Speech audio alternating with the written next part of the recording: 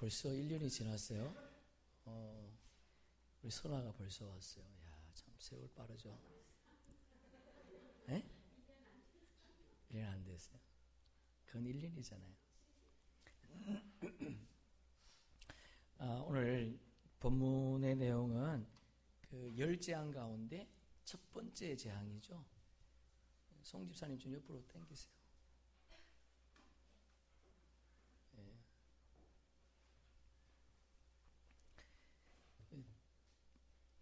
하나님께서 이스라엘 백성들을 애굽에서 출애굽시키기 위해서 재앙들을 이제 시작을 하시는 거죠. 이게 재앙이라고 할 때에 세상 사람들에게는 심판이지만 구원받은 우리 백성에게는 복인 줄로 믿습니다. 그런 재앙이 있어야 또 하나님의 백성들이 하나님 백성다움으로 설 수 있겠죠.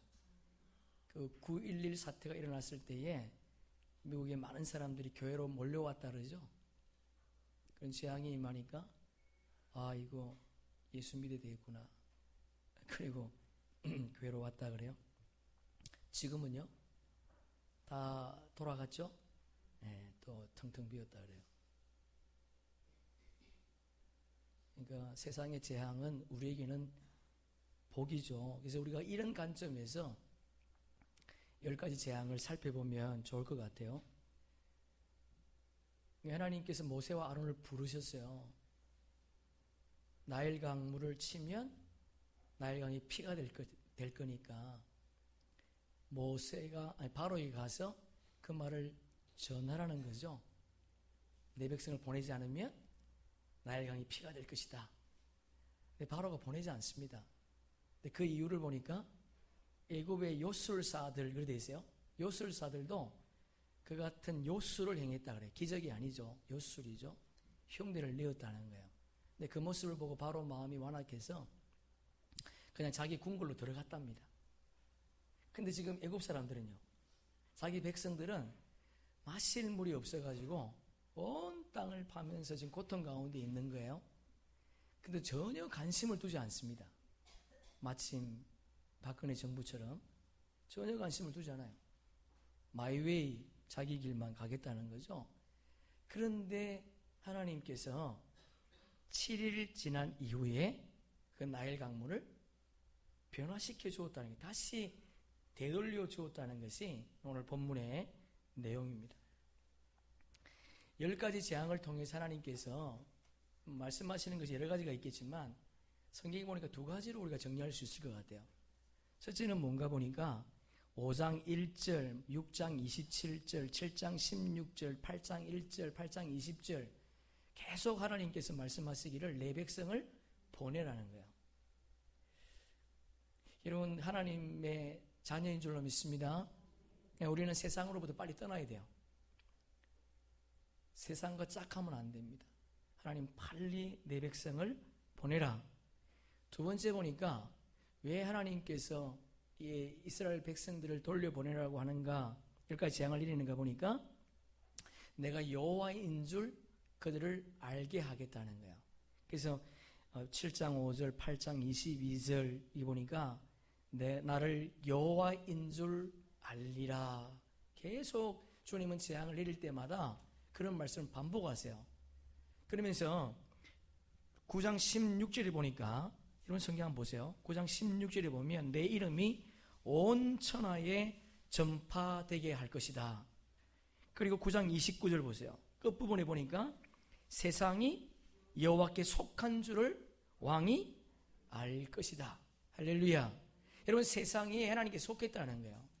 모든 만물이 하나님께 속해 있답니다. 예? 그래서 하나님께서 10가지 재앙을 내리는 것은 단순히 재앙을 내려서 이스라엘 백성들을 애굽에서 건져내는 것이 목적일 수 있겠지만 더 큰 목적이 뭐예요? 온 땅에 하나님이 여호와임을, 그분이 이 땅의 주관자임을 알려주겠다는 거예요. 그러면 우리에게 최고의 숙제가 뭐겠습니까? 지금 우리에게 최고의 숙제가 남아 있습니다. 우리는 마지막, 그러니까 릴레이 선수로 하면 이제 마지막 주자예요. 마지막 주자가 넘어지면 안 되겠죠. 꼬린증을 향해서 달려가는데 우리가 해야 될 것이 있다면 우리의 삶을 통해서 하나님을 드러내는 거예요. 할렐루야. 예. 여러분, 이것이 우리의 숙제입니다. 우리의 삶을 통해서 그분을 드러내야 돼요. 그러기 위해서는 우리가 어떻게 되는가? 하나님을 바로 알아야 된다는 거예요. 그분이 어떤 분인지 알아야 우리가 우리의 삶 속에서 그분을 드러낼 수 있지 않겠습니까? 머리로 아는 것이 중요한 것이 아니고, 이게 알린다는 말은요, 관계를 갖겠다는 거예요. 야다 그래, 야다. 깊은 관계 속에서 알기를 주님이 원한다는 거예요. 여러분, 우리가 하나님을 깊이 알면 깊이 알수록 그분이 나의 인생의 전부임을 늘 고백할 수 있겠죠. 근데 그분을 잘 모르기 때문에 우리가 그분의 뜻을 불순종하는 거예요. 오늘 우리 양미 집사님 기도했던 것처럼 우리가 겸손해야 됩니다.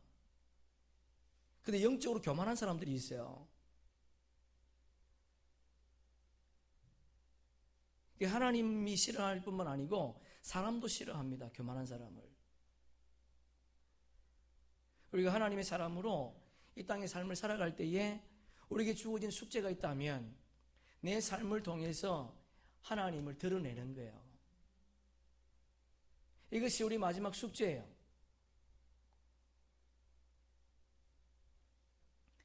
여러분, 이런 생각을 해보지 않았습니까? 아니, 이런 질문도 할 수 있겠죠. 왜 하나님께서 강력한 능력을 가지고 계심에도 불구하고 왜 10가지 재앙을 내려서 이스라엘 백성들을 건져내야만 하는가? 한 번, 두 번 내리고 그냥 끝내면 되지 않겠습니까? 근데 하나님은 그렇게 하지 않습니다. 그 이유가 뭔가? 그 두 가지로 생각할 수 있어요. 첫째는요, 하나님은 오래 참으시는 분이세요. 우리가 시편을 통해서 함께 말씀을 나눴죠. 그분은 인자하십니다. 그분은 자비하십니다. 그리고 또 하나, 그분은 사랑이 많으십니다. 그리고 그분은 또 국률이 많으세요. 국률하신 분이에요. 여러분, 그분은 인자가 많고 사랑이 넘치고 자비하시고 국률이 풍성함에도 불구하고 왜 하나님께서 이 땅을 심판하실까요? 왜 애굽을 심판하겠습니까? 이유는 딱 한 가지예요. 그분은 공의로운 분이십니다. 여러분, 그분은 공의로우신 분이에요. 우리 지난 금요일 함께 성경 공부할 때 어떤 분이 송명희 시인 그 얘기를 하더라고요. 나라고 하는 시. 여러분, 그분의 입장에서 볼 때는 이 땅이 공평하지 않습니다. 하나님은 공의로우신 분이 아닌 것 같아. 글자 한자 쓰는데도 1시간 이상 걸리고 말이죠. 배움도 없고 몸도 약합니다. 그런데 그분이 하나님은 공평하다잖아요. 남들이 듣지 못한 거 들었답니다. 남들이 알지 못하는 것을 알게 되었다는 거예요. 그 사람이 공평하다면 공평한 거예요. 건강한 사람이 많이 가지고 있는 사람이 하나님 공평해. 그러면 좀 이게 의아할 수 있지만 가진 거 없고 배운 거 없고 질병 속에 살아가는 그 여인이 공평하다 그러면 공평한 거예요. 물론 성경이 이렇게 말하고 있지만 하나님은 공의로운 분이세요. 그래서 하나님은 사랑이 넘치고 자비하시고 국률이 많으시지만 심판할 수밖에 없다는 거예요. 여러분, 하나님은 반드시 심판하십니다. 그러니까 저와 여러분이 오래 참으시는 그분, 한두 재앙이 아니라 10번의 재앙을 내리면서까지도 그 돌아서기를 원했지만 돌아서지 않더라는 거예요. 두 번째, 하나님께서 심판을 통해서 뭘 말씀하고 싶은가? 인간의 마음이 악하다는 거예요. 참 악해요, 진짜. 사람보다 못한, 짐승보다 못한 사람들이 많죠. 인간의 마음이 얼마나 악한지 몰라요. 바로의 마음이 악하더라. 10번 이상이나 성경은 소개하고 있습니다. 그가 하나님의 능력을 봤음에도 불구하고 하나님께서 일하시는 손길을 느낌에도 불구하고 아직도 자기 마음대로 살더라는 거예요. 바로만 그렇습니까? 우리가 그분을 정말 안다면 내 삶에 일어나는 모든 사건들 속에 그분이 간섭하고 있잖아요. 근데 그분을 무시하지 않습니까? 그분의 뜻에 순종하지 않잖아요. 이 10번의 재앙을 통해 주님 우리에게 말씀하시고 싶은 게 뭐냐? 인간의 마음이 악하다는 거예요. 그래서 여러분, 사람은요, 사랑할 대상이지 섬길 대상은 아닙니다. 그 사람 말을 100% 믿으면 안 돼요. 저의 말도 마찬가지죠. 하나님 말씀 외에는 사람은 믿을 존재가 안 돼요. 너무 악해요. 그래서 예수님께서 이 땅에 오셔서 공생애를 시작하실 때에 그 인자하시고 자비하신 그분, 온유하신 그분, 성전을 청소하셨고 마지막 공생애를 마칠 때에도 성전을 청소하셨습니다. 그냥 나가라고 말한 것이 아니에요. 채찍을 들고 잘못된 그들의 행위를 고치기를 주님이 원하셨다는 거예요. 우리의 삶 가운데 잘못된 악들은요, 그냥 나가지 않습니다. 잘못된 습관들은요, 그냥 떠나가지 않습니다. 우리의 몸부림이 없이는 절대 안 된다는 거예요. 오늘도 우리가 주님의 전에 나와서 예배할 때에 하나님, 내 악한 것, 더러운 것, 주의 말씀 앞에 아직도 순종하지 못하는 것 버리게 도와주시옵소서. 내 쫓게 하여 주시옵소서. 교만한 사람은 모르겠죠. 여러분, 우리 속에 있는 악함이 정말 안 떠나요. 그래서 예수님이 그 온유하신 그분이 채찍을 들고 그 성전을 그냥 온통 쓰레기통으로 그냥 바꿔버리지 않습니까? 우리의 마음이 쓰레기라는 거예요. 우리가 성전이잖아요. 성전된 우리의 몸에, 성전된 우리가 아직도 악함이 있어 주님이 말씀하심에도 불구하고 그 말씀 앞에 굴복당하지 않는, 그 말씀 앞에 자신을 내려놓지 못하는 그런 악함이 우리 속에 있다는 것을 10가지 재앙을 통해서 주님이 우리에게 말씀하세요. 여러분, 이 10가지 재앙을 통해서 하나님이 또 우리에게 말씀하시는 것은 7장 19절 보세요. 7장 19절에 보니까 모세가 한 것이 아니고 아론이 지팡이를 들어서 첫 번째 재앙을 행하지 않습니까? 줄 한번 쳐볼까요? 내 지팡이를 잡고. 8장 5절 보세요. 8장 5절 보면 내 지팡이를 잡고, 이 두 번째 재앙이거든요. 이 두 번째 재앙도 아론이 합니다. 아론에게 네 지팡이를 잡고 치라는 거예요. 8장 17절 보세요. 아론이 지팡이를 잡고, 세 번째 재앙입니다. 아론이 지팡이를 잡고 땅을 치니까 티끌이 이가 되었다는 거야. 첫 번째, 두 번째, 세 번째 재앙은 아론이 행한 겁니다. 근데 네 번째 재앙 보세요. 8장 20절 보세요. 모세에게 그렇게 되어 있죠. 모세가 행했어요. 9장 8절 보세요. 9장 8절 보면 모세가 바로의 목전에서 하늘을 향하여 날리라. 여섯째 재앙이거든요. 모세가 했습니다. 9장 23절 우박재앙인데 모세가 그렇게 되어 있습니다. 모세가 했어요. 그리고 10장 13절 보세요. 메뚜기 재앙입니다. 이 메뚜기 재앙도 모세가 그랬어요. 모세가. 그리고 10장 22절 보세요. 3일 동안 어둠의 재앙이지 않습니까? 9번째 재앙입니다. 거기도 모세가 그렇게 되어 있어요. 그리고 9장 6절 보세요.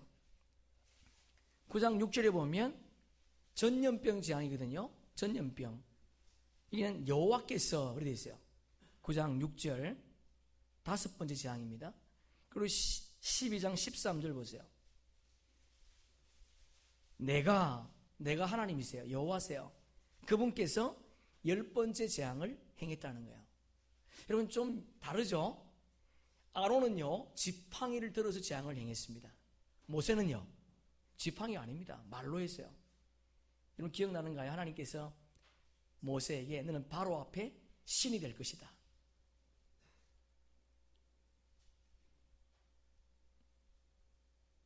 그리고 5번째 재앙, 10번째 재앙은요 전염병 재앙이에요. 모든 가축들이 다 죽었습니다. 하나님 명령하니까 가축이 남은 것이 없이 다 죽었어요. 10번째 재앙도 전염병 재앙이죠.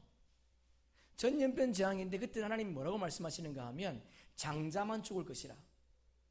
이건 똑같은 전염병인데 둘째는 안 죽었어요. 공기를 타고 움직이지 않습니까? 그런데도 장자만 죽었다는 거예요. 전염병. 사무엘하 24장에 보면 다윗이 범죄하죠. 전쟁에서 승리한 것은 이유가 뭐예요? 하나님이 도우셔서 전쟁에 승리하지 않습니까? 그리고 나라가 완성이 되었습니다. 권력이 주어졌습니다. 그때 다윗이 요압 장군을 불러서 전쟁에 나아갈 사람들을 개수하라. 요압이 뭐라 그래요? 왕이요, 지금까지도 하나님이 싸우셨는데 무슨 숫자를 셉니까? 세지 맙시다. 그건 주님께 범죄하는 것입니다.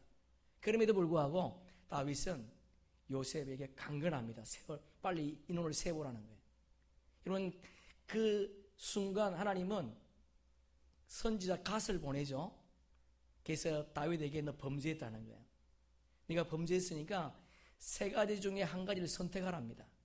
네가 7년 동안 기근을 당할래? 아니면 3년 동안 사람에게 쫓겨다닐래? 아니면 3일 동안 전염병 재앙으로 고통을 당할래? 여러분, 다윗이 뭐라 그러죠? 내가 사람의 손에 빠지지 않고 하나님의 손에 빠지기를 원합니다.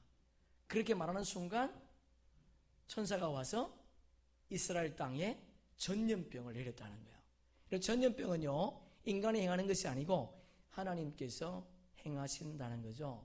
여러분, 지금 많은 전염병이 생기고 있죠.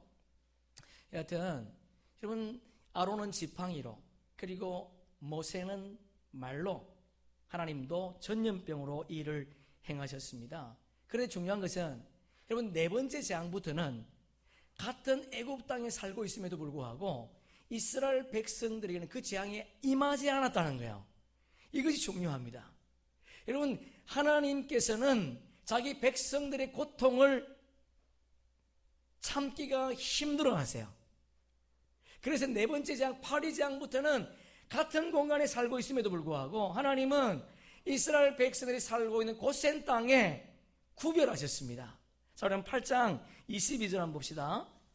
8장 22절 우리 함께 읽습니다. 시작. 그날에 나는 내 백성이 거주하는 고센 땅을 구별하여 그곳에는 파리가 없게 하리니 이로 말미암아 이 땅에서 내가 여호와인 줄을 내가 알게 될 것이라. 9장 4절 보세요. 9장 4절 여호와가 이스라엘의 가축과 애굽의 가축을 구별하리니 이스라엘 자손에게 속한 것은 하나도 죽지 아니하리라 하셨다 하라 하시고, 전염병입니다. 그래서 애굽의 모든 가축은 다 죽었어요. 그런데 공기를 타고 움직이는 전염병이 애굽의 이스라엘 백성이 살고 있는 고센 땅에는 아무런 효력을 나타내지 못했다는 거예요. 하나님의 능력인 줄로 믿습니다. 하나님은 우리를 구별하세요. 그리고 9장 보세요. 9장 11절 시작. 요술사들도 악종 종기로 말미암아 모세 앞에 서지 못하니 악성 종기가 요술사들로부터 애굽 모든 사람에게 생겼습니다. 이스라엘 백성에게는 생기지 않았다는 거예요. 9장 25절 보세요. 25, 26 함께 읽습니다. 우박이 애굽 온 땅의 사람과 짐승을 막론하고 밭에 있는 모든 것을 쳤으며 우박이 또 밭의 모든 채소를 치고 들의 모든 나무를 꺾으시. 이스라엘 자손들이 있는 그곳 고센 땅에는 우박이 없었더라. 할렐루야, 아멘. 하나님께서 우리를 보호하실 줄로 믿습니다. 재앙이 내릴 때에도 1000명이 내 우편에서 10,000명이 내 좌편에 넘어진다 할지라도 주님은 자기 백성을 보호하시겠다는 거예요. 여러분, 이런 아이덴티티를 가질 수 있기를 소망합니다. 우리의 죄성입니다. 하나님이 반드시 구별하신대요. 여러분, 우박이 어떻게 하늘에서 떨어지는데 고센 땅에는 내리지 않았다는 겁니다. 10장 22절 보세요. 22절 23절 함께 읽습니다. 모세가 하늘을 향하여 손을 내밀매 캄캄한 흑암이 3일 동안 애굽 온 땅에 있어서 그동안은 사람들이 서로 볼 수 없으며 자기 처소에서 일어나는 온 이스라엘 자손들이 거주하는 곳에는 빛이, 할렐루야, 네, 모두가 어두움에서 지금 두려워 떨고 있는데 이스라엘 백성들이 살고 있는 그 땅에 빛이 있었다는 거야. 마지막 10번째 재앙도 마찬가지죠. 여러분, 이렇게 하나님은 하나님의 백성들을 구별하십니다. 그러나 중요한 것이 있어요. 하나님은 사람은 차별하지 않지만 하나님 백성들을 구별한다는 걸 꼭 기억하세요. 이 땅의 모든 사람들을 차별하지 않습니다. 그러나 하나님은 구별하세요. 그리고 중요한 거, 하나님은 우리를 구별하시고 선택권을 주었다는 거예요. 여러분 꼭 기억하세요. 하나님은 우리를 구별하셔서 그냥 내려둔 것이 아니고 우리에게 선택권을 줬다는 겁니다. 신명기 11장, 신명기 28장, 출애굽기 19장 계속 보면 주님은 우리에게 선택권을 주었는데 우리 앞에 뭘 놔뒀다고요? 복과 저주를 두었답니다. 우리가 복을 선택할 수 있고 저주를 선택할 수 있어요. 여러분 잘 기억하세요. 하나님 우리를 구별하시고 세상의 많은 사람들 가운데 우리를 구별하셨어요. 그리고 우리에게 선택권을 줬습니다. 네가 복을 받을 수 있고 저주를 받을 수 있다는 거예요. 자, 그러면 우리가 이 땅의 삶을 살 때에 누가 저주받기를 원하겠습니까? 누가 고통 가운데 살기를 원하겠어요? 모두가 다 하나님의 복 아래 살기를 원하지 않습니까? 그분의 은혜 아래 그분이 구별하셨다면 우리에게 요구하는 게 있다는 거예요. 구별하시고 하나님 우리가 잘 되기를 원하시는 줄로 믿습니다. 그런데 그것을 선택 아래, 자 그러면 우리가 어떤 걸 선택해야 될 것인가? 신명기 11장 우리 27절 함께 읽습니다. 너희가 만일 내가 오늘 너희에게 명하는 너희의 하나님 여호와의 명령을 들으면 복이 될 것이라. 할렐루야. 하나님 말씀을 듣고 실천할 때 복이 임한다는 거야. 반대로 듣고 실천하지 않으면 저주가 임한다는 거예요. 하나님 우리를 구별하셨습니다. 10가지 재앙 속에 주님 우리를 구별하셨어요.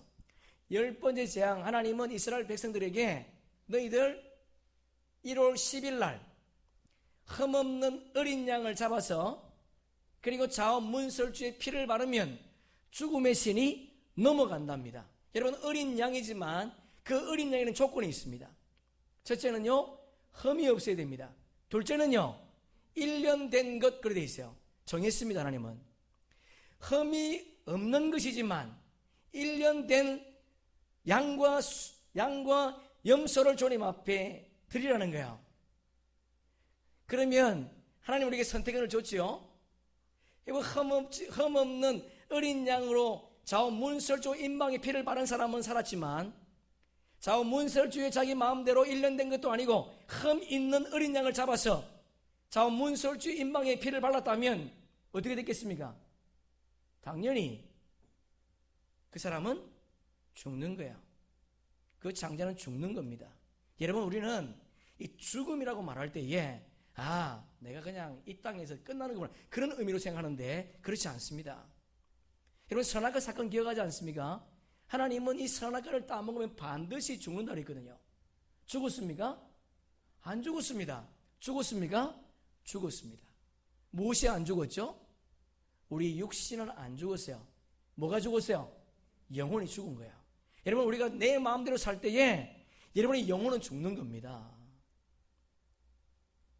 하나님은 우리를 구별하시고 구별한 우리에게 선택권을 줬습니다.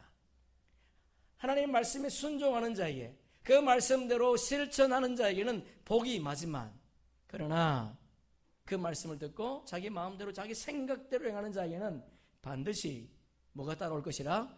저주가 임할 것이다. 11장 28절 함께 읽습니다. 너희가 만일 내가 오늘 너희에게 명하는 너희 하나님 여호와의 명령을 들으면 죄송합니다. 너희가 만일 내가 오늘 너희에게 명령하는 도에서 돌이켜 떠나 너희 하나님 여호와의 명령을 듣지 아니하고 본래 알지 못하던 다른 신들을 따르면 저주를 받으리라.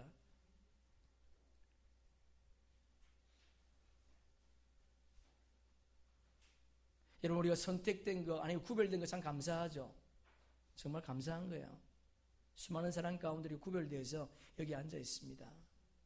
그러나 이 가운데서도 어떤 사람은 하나님 말씀에 순종해 살아가는 사람이 있는가 하면 어떤 사람은 아직도 자기 고집 자기 생각으로 살아가는 사람이 있다는 거예요.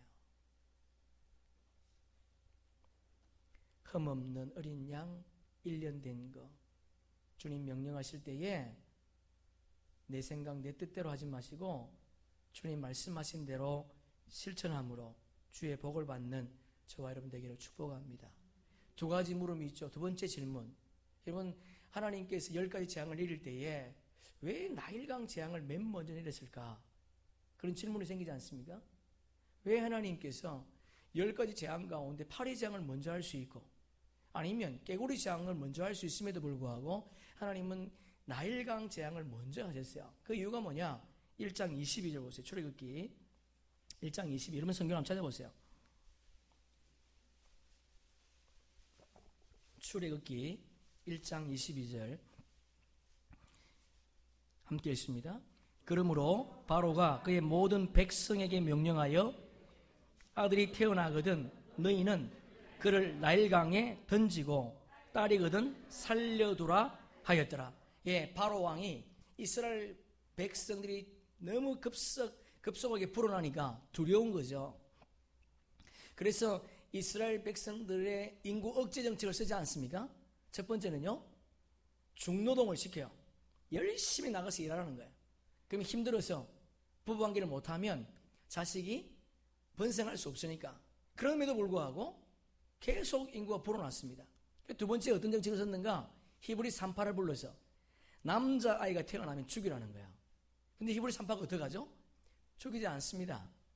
바로가 불러서 말할 때 뭐라 그러죠? 히브리 여인은 애굽 여인과 달라서 내가 출산을 도우러 갔는데 벌써 본인이 응 하고 나왔다는 거예요. 와. 근데 성경이 뭐라 그래요? 히브리 산파가 하나님을 경외했더라. 할렐루야. 세상의 법보다 죽음보다도 바로 왕의 명령을 거역하고 하나님의 말씀에 순종했다는 거예요. 그래서 바로가 안 되니까 애굽 사람들에게 이제 히브리 여인 가운데 남자가 태어나면 나일강에다 던지라는 겁니다. 여러분, 그 나일강 이스라엘 백성들에게는 저주의 자리인 줄로 믿습니다. 나일강 이스라엘 부모에게는 고통의 자리인 줄로 믿습니다. 나일강 바로가 악을 행했던 자리였다는 거예요. 그런데 하나님은 바꾸셨어요. 역전시켰습니다. 오히려 애굽 사람들의 저주의 자리요, 애굽 사람들의 고통의 자리요, 그리고 애굽 사람들이 심판받는 자리로 주님께서 바꾸셨다는 거예요. 여러분, 우리가 이 땅의 삶을 살아갈 때 우리가 가지고 있는 죄들 꽁꽁 감추지 마시고 그 죄를 주님 앞에 내려놓을 수 있기를 축복합니다. 반드시 주님은 심판하세요. 여러분이 가지고 있는 그 죄 때문에 하나님의 은혜를 입지 못합니다. 그 죄 때문에 여러분이 하나님의 은혜 속에 살지 못한다는 거예요. 구별되었지만 주님의 복된 길로 걸어가지 못한다는 겁니다. 주님은 반드시 심판하세요. 그것이 무엇으로 임한지 모르겠지만 어떤 죄악 가운데 있다 할지라도 그 죄악을 주님 앞에 내려놓을 수 있기를 축복합니다. 주님은 그 죄를 잊지 않습니다. 참는 것뿐이죠. 여러분, 그분이 참을 때에 우리의 신앙의 삶은요, 형편없겠죠. 그럴듯하게 보일 수는 있겠지만 절대 주님과의 관계는 바르게 형성 안 된다는 거예요. 무엇 때문에? 우리의 죄가 하나님과 우리의 사이를 가로막았다. 여러분, 죄가 가로막혀 있는데 잘 된다, 그 저주입니다. 여러분, 복이 아니에요. 꼭 기억하세요. 우리가 하나님과의 관계가 바로 되지 않았음에도 불구하고 내 삶이 형통하다, 그건 형통이 아닙니다. 그건 저주예요. 신명기에서 말씀하지 않습니까? 성경이 계속 말씀하지 않습니까? 복과 저주를 놔뒀다고요. 어떤 것이 복이냐? 하나님의 말씀을 따르는 것이 복이라는 거예요. 주의 말씀을 따르다 고통받았습니까? 질병이 왔습니까? 마침 우리가 지금 읽고 있는 석경 이 전사님 말씀처럼, 예? 암이 찾아왔어요. 이인이요, 중학교 2학년 때 예수를 만나고 한 번도 예수를 부인한 적이 없습니다. 정말 바른 삶을 살았어요. 이 시대의 사도 바울입니다. 그래서 우리가 이번 성경 공부하시는 분과 함께 이 말씀을 읽고 우리 함께 이 책을 토론하기로 했어요.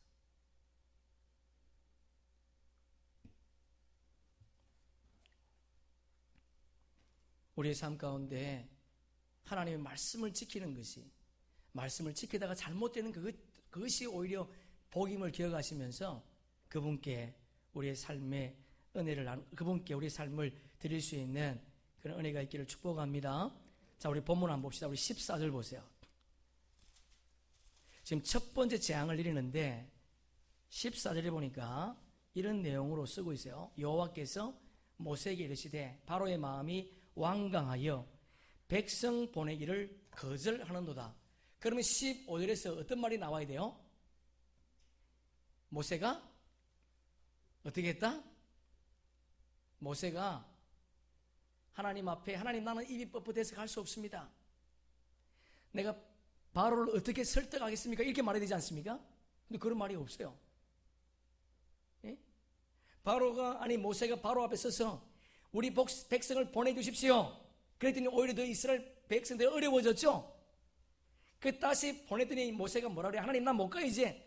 입이 뻣뻣해졌습니다. 바로를 설득할 힘이 없습니다. 그렇게 말했는데 지금부터는 한 번도 그런 말이 없어요.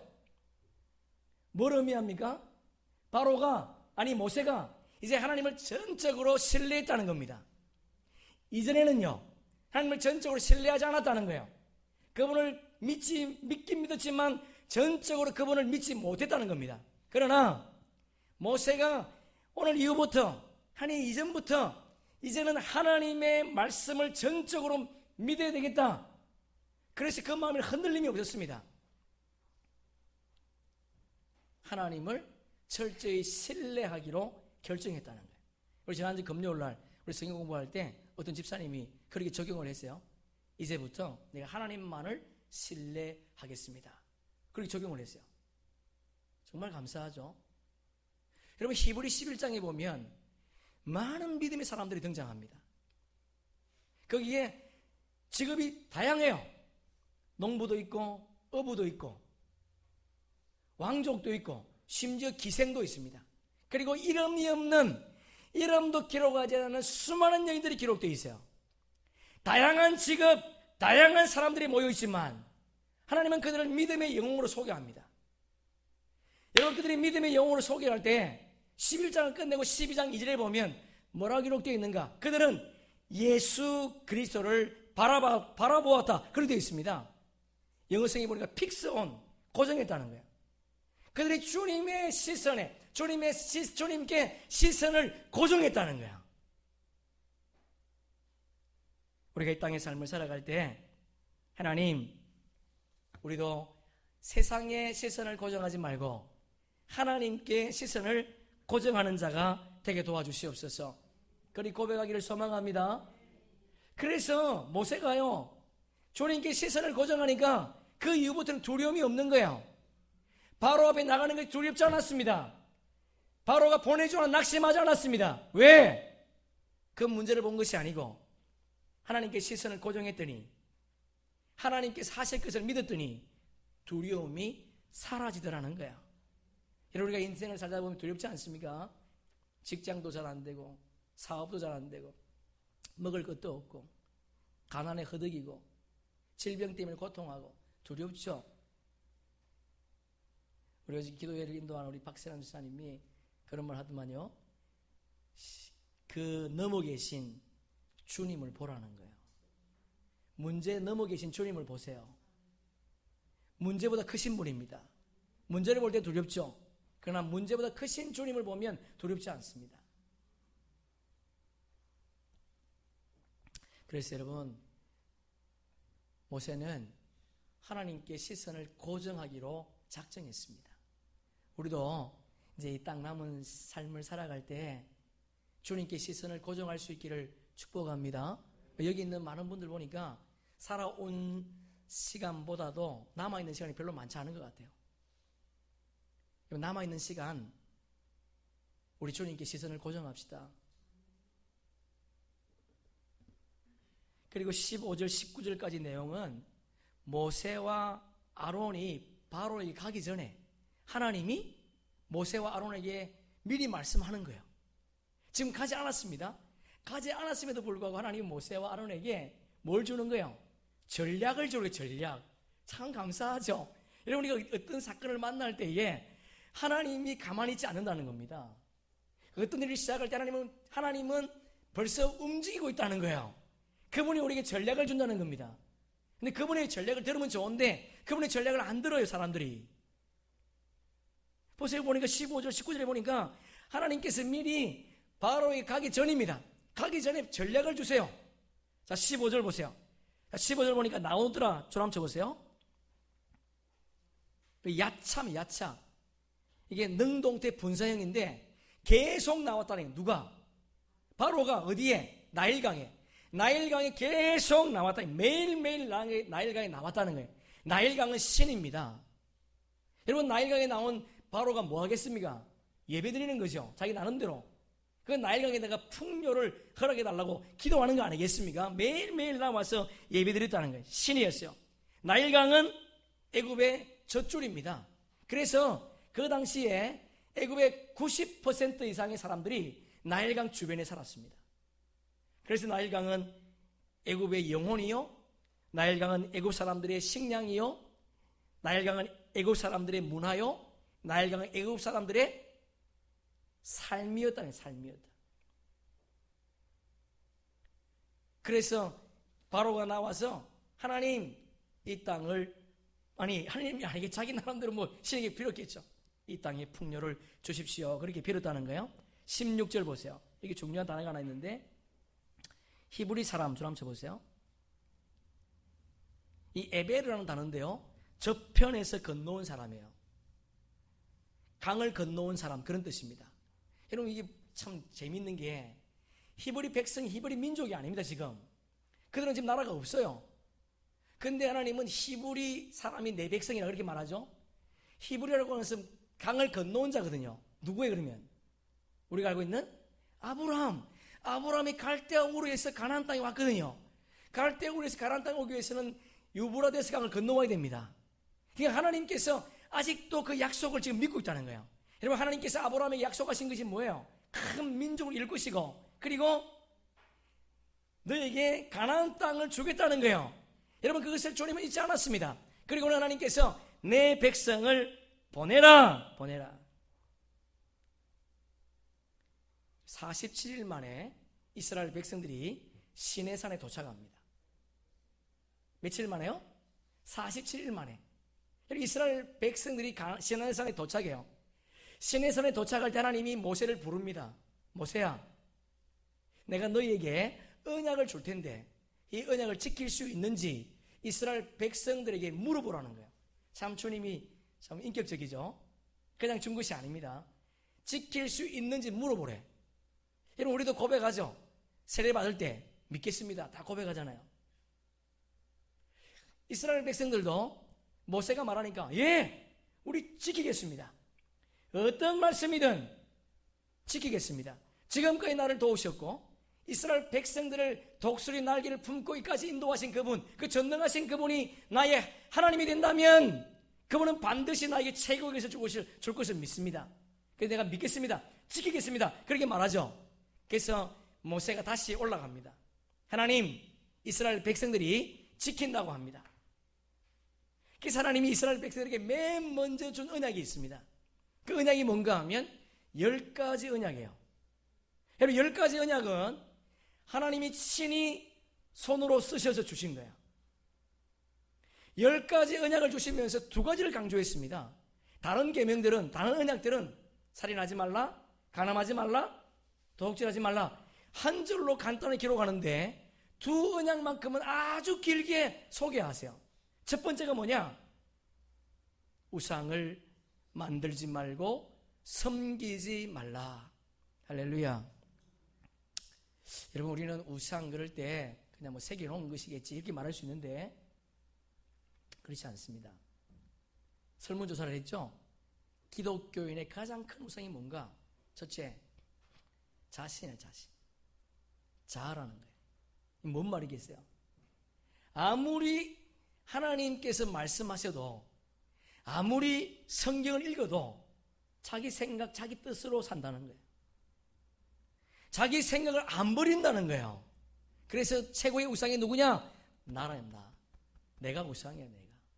왜? 우리가 지금 10년, 20년 예수 믿었으면요, 최소한 뭐 한두 번 이상은 성경 읽었을 것이고, 예? 수십 차례 설교 말씀을 들었을 것이고, 살다 보니까 정말 주님 뜻대로 사니까 기쁘고 즐거웠는데, 또 내 마음대로 사는 세상의 기쁨도 있잖아요. 그게 자기 뜻대로 사는 거예요. 그래서 그게 첫 번째 우상이래. 그러니까 여러분, 우리가 주의 말씀을 듣고 그 말씀이 내 삶 속에 실천되지 않으면 그건 여러분 우상을 섬긴다는 거예요. 두 번째는요, 물질, 재물. 예? 재물이 우상이에요.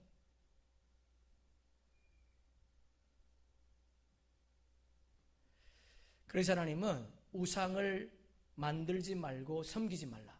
두 번째는요, 길게 주님이 말씀하시면서 주의를 거룩하게 기억하여 지키라. 할렐루야. 아멘. 기억하여 거룩히 지키라는 거예요. 여러분, 어떤 사람이 주의를 거룩히 지킬 수 있겠습니까?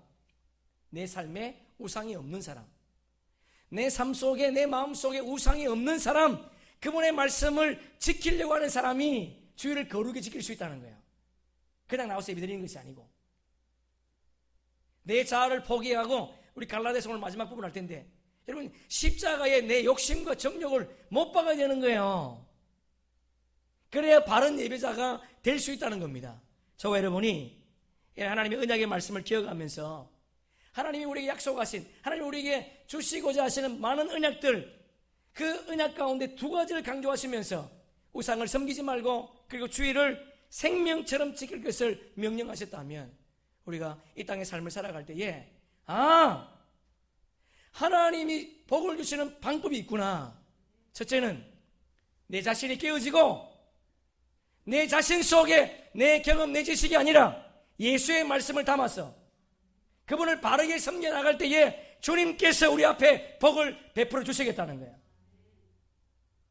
엉뚱한 생각하지 마시고 하나님의 말씀대로 우리가 살아, 그분이 선택권을 주신 그 선택에 바른 선택을 하는 저와 여러분 되기를 축복합니다.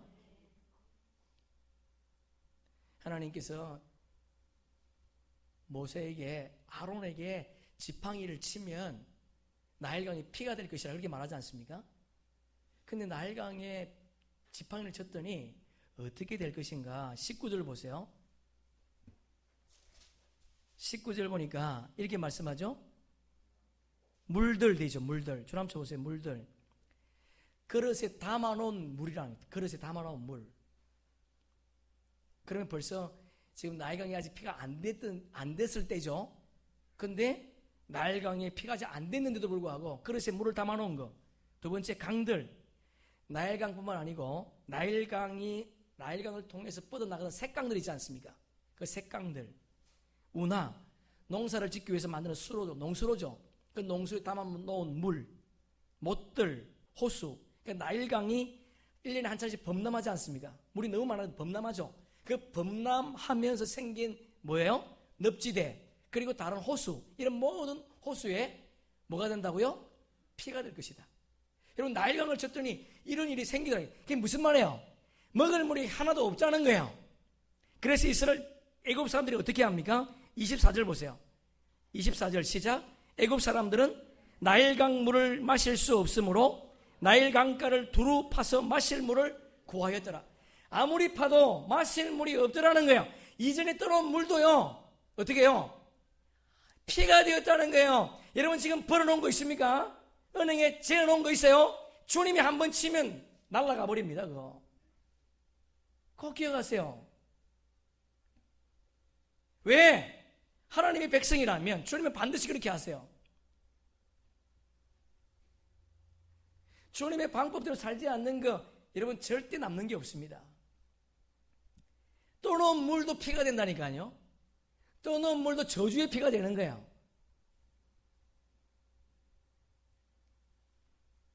근데 감사한 것은 하나님께서 모세와 아론을 이제 20절, 21절에 보면 보내지 않습니까? 지금까지는 가기 전에 말했다면 이제는 가서 해라는 거예요. 정말 나일강에 지팡이를 쳤더니 어떻게 되었다고요? 나일강이 피가 되었습니다. 나일강에 살고 있는 생물들이 다 죽었어요. 그 물이 냄새가 나서 먹을 수가 없었습니다. 그런데 하나님은 26절에 5절에 보니까 7일 후에 나일강을 어떻게 해요? 다시 되돌려줬다는 거예요. 왜 그랬을까요? 애굽 사람들을 바라볼 때는 되돌릴 필요가 없겠죠. 자기 백성들의 고통을 보시고 주님은 나일강을 되돌려 주었습니다. 여러분, 네 번째 재앙까지는 모든 이스라엘 백성들, 모든 애굽 사람들이 함께 고통을 받고 있거든요. 자기 백성 때문에 주님은 나일강을 다시 회복시켜 주었다는 거예요.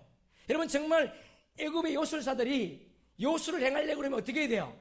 아론이 지팡이를 쳐서 나일강이 피가 되었다면 그들은요, 피가 물로 변해야 되는 것이 정말 요술의 기적이지 않습니까? 그런데 그렇게 하지 못합니다. 애굽의 요술사들은 변했던 피를 물로 되돌릴 수가 없어요. 우리 다음 주에 다시 보겠지만 개구리가 올라왔는데 개구리를 다시 보내지는 못합니다. 이것이 사탄의 전략이에요. 여러분, 사탄은요, 우리에게 좋은 것 주는 것 같지만 결국은 나쁜 것만 주는 거예요. 여러분, 꼭 기억하세요. 사탄은요, 강명한 천사를 찾아와서 우리에게 좋은 것 주는 것 같지만 요술을 행해서, 이적을 행해서 우리에게 마침 그럴듯하게 보이는 것 같지만 좋은 것은 주지 못합니다. 그러나 하나님은요, 거둬가시기도 하지만 주시기도 하십니다. 죽기도 하지만 살리기도 하세요. 사탄은 절대로 그렇게 하지 못합니다. 나쁘게는 할 수 있지만 좋게는 못한다는 거예요. 왜 그럴까요? 사탄의 속성이 그래요.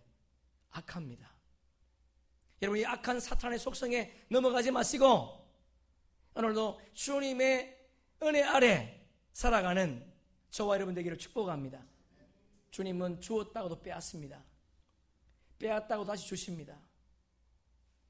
하나님의 백성으로 살아가기를 너무 열망하니까 주님 우리의 고통을 보기를 싫어하세요. 오늘 본문을 통해 주님이 우리에게 말씀하고 싶은 것 두 가지예요. 첫째는 하나님이 우리를 도구로 쓰고 싶어 하십니다. 할렐루야. 하나님이 오늘 우리를 도구로 쓰고 싶어 하세요. 여러분, 지난주 우리가 갈라디아서 나누면서 화려한 재단에 많은 사람들이 모여 있는 것이 중요한 것이 아니고 그곳에 화려한 재단 속에 불이 임하는 것이 중요하지 않겠습니까? 우리 교회가 비록 적은 수가 모였지만 우리 모두가 다 하나님의 도구로 쓰임받는 그런 은혜가 있기를 축복합니다. 17절 보세요. 17절 보면 내가 내 손의 지팡이를 나일강으로 치며, 이게 내가 누구예요? 누구죠? 하나님이십니다. 여호와 하나님이세요. 근데 19절에 보니까, 20절에 보니까 누가 나일강을 칩니까? 아론이 치는 거예요. 여러분, 실상은 아론이 치는 거지만 누구의 능력으로 그 나일강이 피가 되는 거예요?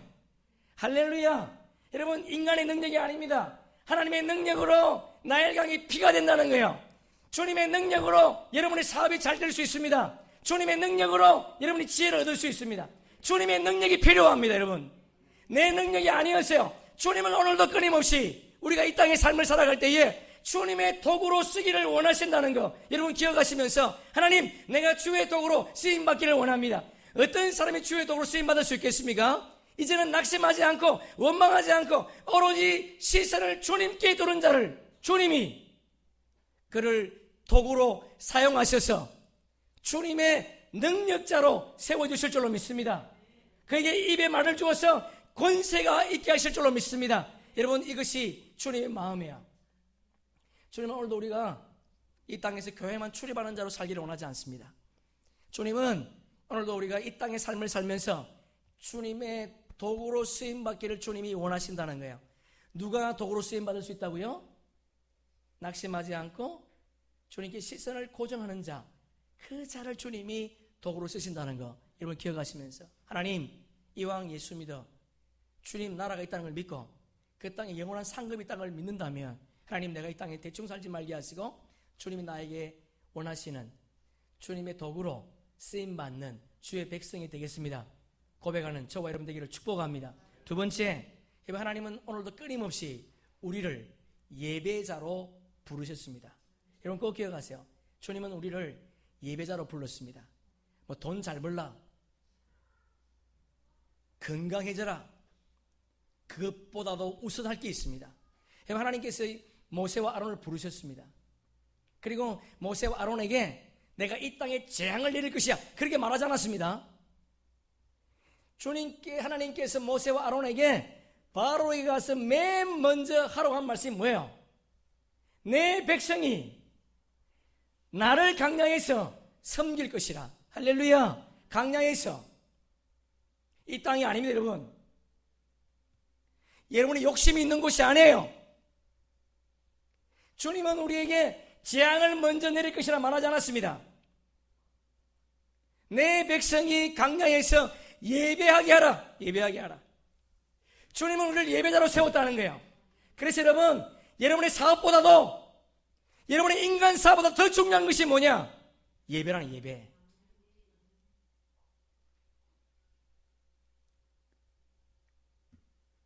우리의 삶 가운데 하나님 예배가 회복되게 도와주시옵소서. 그래야 삶 속에서 예배가 흘러나가지 않겠습니까?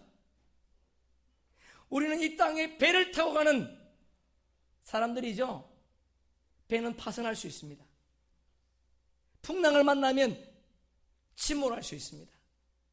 침몰하는 배가 가까이 섬이 보입니다. 섬에 보니까 큰 야자수 나무가 있어요. 그래서 닷줄을 돌려서 던졌더니 그 닷줄이 야자수 나무에 걸린 거야. 사람들을 동원했습니다. 당겼습니다. 이런 배가 움직입니까? 섬이 움직입니까? 뭐가 움직이죠? 배가 움직이는 거예요. 하나님의 말씀은 불변입니다. 하나님은 끊임없이 우리에게 예배하라고 하는 내용을 계속 말하고 있습니다. 무려 48번이나, 아니 24번이나 내 백성이 강량해서 예배할 것이나 보내라. 여러분, 주의 말씀은 변하지 않습니다. 저와 우리 바른 예배자가 될 때 파선하는 배도 주님이 목적지까지 도착하게 하실 줄로 믿습니다. 여러분, 배에 뭘 싣고 있습니까? 우리 개인 나름대로 목적을 싣고 있겠죠. 우리 모두에게는 배에 우리 목적을 싣고 있습니다. 그러나 그 목적이 잘 되기 위해서는 주님은 오늘도 끊임없이 세상을 향해서 또 우리를 향해서 강야에서 나를 예배하라, 주님 말씀하고 있다는 걸 기억하시면서 저와 여러분이 예배자로 이 땅의 삶을 살아갈 때에 주님께서 도우시는 은혜를 경험하는 남은 인생이 되기를 주님의 이름으로 축복합니다. 자, 잠깐 나오시고요. 우리 성경 한 절 보겠습니다. 이사야 58장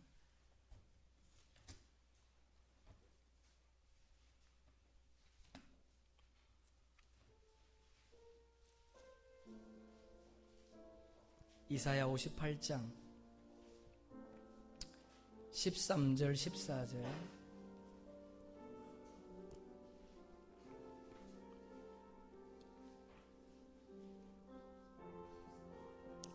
구약 성경 1039페이지 이사야 58장 13절 14절 우리 함께 읽습니다. 만일 안식일에 내 발을 금하여 내 성의를 오락을 행하지 아니하고 안식일을 일컬어 즐거운 날이라 여호와의 성의를 존귀한 날이라 하여 이를 존귀하게 여기고 내 길로 행하지 아니하며 내 오락을 구하지 아니하며 사사로운 말을 하지 아니하면 내가 여호와 안에서 즐거움을 얻을 것이라. 내가 너를 땅의 높은 곳에 올리고 내 조상 야곱의 기업으로 기르리라. 여호와의 입의 말씀이니라. 할렐루야. 여러분, 주님이 확정하셨습니다. 말씀하시면서 안식일 주의 날을 거룩히 지키면 네 삶을 내려놓고 주님께 집중하면 주님이 높여주시겠답니다. 그러면서 여호와의 입의 말씀이라 확증하고 있습니다. 여러분, 거룩한 주의 날 주님께 시선을 고정하시고 그분을 바라보면서 깨어진 나의 형상이 무엇인지 발견하고 깨어진 것이 있다면 그것을 회복하는 복된 날 되기를 축복합니다. 이것이 이스라엘 백성들의 가치요, 이것이 교회의 가치요, 이것이 성도의 가치인 줄로 믿습니다. 예배를 통해 내 인생이 회복되고 주님이 나를 창조하신 원래의 목적대로 돌아간다면 우리가 이 땅에서 가장 부유한 자로 살 수 있다는 거 다시 한번 기억하시면서 하나님, 바른 예배자 되게 도와주옵소서. 우리 그렇게 한번 고백하겠습니다. 우리 한번 찬양합니다. 예배합니다.